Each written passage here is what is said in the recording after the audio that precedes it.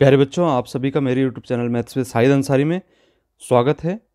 कक्षा 9वीं गणित विषय का ब्लूप्रिंट जारी कर दिया गया है। जी हाँ, मध्य प्रदेश लोक शिक्षण संचालनालय भोपाल के द्वारा कक्षा 9वीं हाई स्कूल परीक्षा 2020-21 के लिए ब्लूप्रिंट निर्धारित कर दिया गया है, जिसके लिए प्रश्न पत्र का स्वरूप कुछ इस प्रकार से होगा, जिसमें कुल अंक 80 होंगे और इसमें आवंटित प्रश्न आप देख पा रहे हैं जैसा कि स्क्रीन पर। यहाँ पे 1 अंक, 2 अंक, 3 अंक तथा 4 अंक और 5 अंक के प्रश्न परीक्षा में पूछे जाएंगे।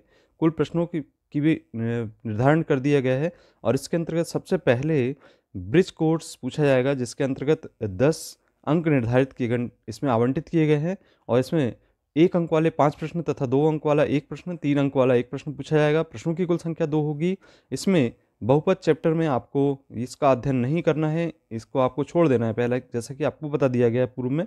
तो इसमें कुल अंकों का जो निर्धारण किया गया है उसमें आप देख पा रहे हैं यहाँ पर कुल अंक 9 निर्धारित किए गए हैं, जिसमें 1 अंक वाले 2 प्रश्न, 3 अंक वाला 1 प्रश्न तथा 4 अंक वाला 1 प्रश्न पूछा जाएगा।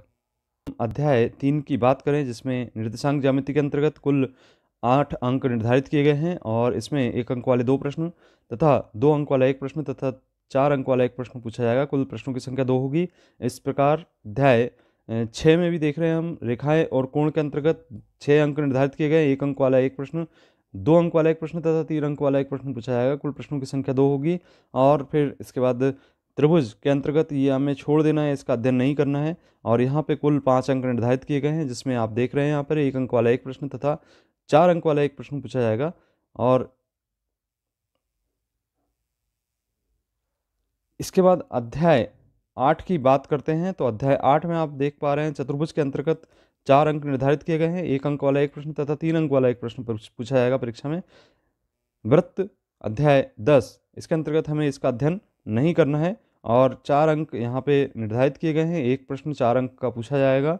अध्याय 11 के अंतर्गत रचनाएं, जिसके अंतर्गत इनका अध्ययन नहीं करना है और इसमें कुल 4 अंक निर्धारित किए गए हैं और 4 अंक का ही 1 प्रश्न यहाँ पर परीक्षा में पूछा जा रहा है। इसके बाद अध्याय 12 की बात करें, जिसमें हिरोन के सूत्र के अंतर्गत ये हमें चतुर्भुज के क्षेत्रफल का अध्ययन नहीं करना है और इसमें कुल 5 अंक निर्धारित किए गए हैं। 1 अंक का 1 प्रश्न तथा 4 अंक का 1 प्रश्न परीक्षा में पूछा जाना है। अध्याय 13 पृष्ठीय क्षेत्रफल और आयतन के अंतर्गत यहाँ पे 8 अंक निर्धारित किए गए। 1 अंक वाला 2 प्रश्न तथा 2 अंक वाला 1 प्रश्न तथा 4 अंक वाला 1 प्रश्न परीक्षा में पूछा जाना है। कुल प्रश्न 2 पूछे जाएंगे। इसके बाद सांख्यिकी चैप्टर के अंतर्गत इनका अध्ययन हमें नहीं करना है और यहाँ पे कुल 9 अंक निर्धारित किए गए हैं, जिसमें 1 अंक वाले 2 प्रश्न, 2 अंक वाला 1 प्रश्न तथा 5 अंक वाला 1 प्रश्न। यहाँ पे 5 अंक वाले प्रश्नों का भी निर्धारण किया गया है। कुल 2 प्रश्न यहाँ पे पूछे जाएंगे। और अंत में अध्याय 15 प्रायिकता के अंतर्गत आप देख रहे हैं यहाँ पे स्क्रीन पर, जैसा कि 8 अंक निर्धारित किए गए, आमंत्रित किए गए। तो 1 अंक वाला 3 प्रश्न तथा 5 अंक वाला 1 प्रश्न पूछे जाने हैं। इस प्रकार हम देखते हैं कि अंकों का आवंटन कैसे हुआ है। तो अंकों के आवंटन में कुल अंक इस प्रकार से निर्धारित किए गए हैं। यहाँ पे कुल अंक 80 हैं और 1 अंक वाले प्रश्नों से 20 अंक अर्जित होंगे और 2 अंक वाले से 10 अंक, 3 अंक वाले से 12, 4 अंक वाले से 28 और 5 अंक वाले में 10 अंक यहाँ पे अर्जित होंगे। इस प्रकार कुल प्रश्नों की संख्या 18 धन 4 बराबर 22 होगी।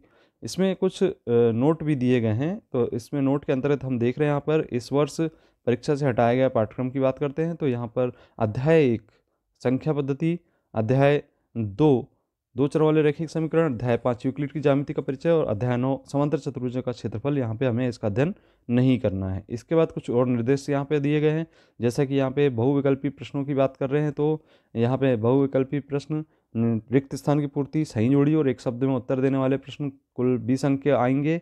और इसी प्रकार से यहाँ पे 5वें प्रश्न से 22वें प्रश्न तक का इस प्रकार से निर्धारण होगा, जिसमें अधिक लघुत्तरी प्रश्न 2 अंक के, जिसके आंसर हमें 30 शब्दों में देने होंगे और लघु उत्तरी में 3 अंक के 75 शब्दों में देना होगा इसका आंसर। दीर्घ उत्तरी में 4 अंक वाले प्रश्नों का आंसर 120 शब्दों में तथा अति दीर्घ उत्तरी प्रश्न 5 अंक वाले में 150 शब्दों में हमें इसका आंसर देना होगा। इसके बाद इसमें अगला निर्देश है कि वस्तुनिष्ठ प्रश्न को छोड़कर सभी प्रश्नों में विकल्प का प्रावधान रखा गया है। यहाँ पे आपको विकल्प चुनने का अवसर प्राप्त होगा। और यहाँ पर कठिनाई के स्तर की बात करें तो 40% सरल, 45% सामान्य तथा 15% कठिन प्रश्न इसके अंतर्गत परीक्षा में आएंगे।